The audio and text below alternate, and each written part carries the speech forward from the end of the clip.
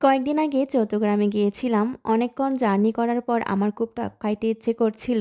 মানে পাহাড়িদের টকপাটা, যেটাকে চাকমা ভাষায় বলা হয় আমিলে। তাই সন্ধ্যায় বের হয়েছিলাম পাহাড়ি বাজার করার জন্য।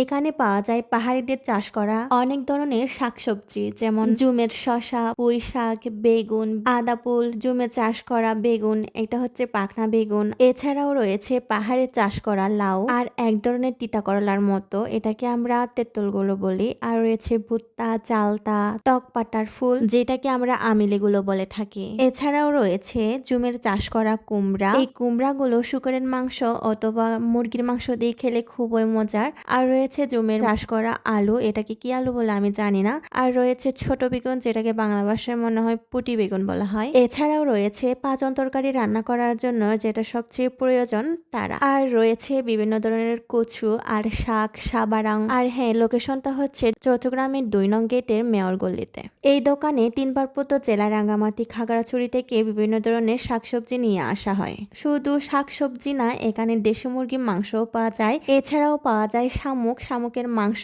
আর হচ্ছে ঝিরি থেকে সংগ্রহ করা কাঁকড়া। তো যাদের পাহাড়ি বাজার খাইতে ইচ্ছে করছে তারা চলে আসুন 2 নং গেটে।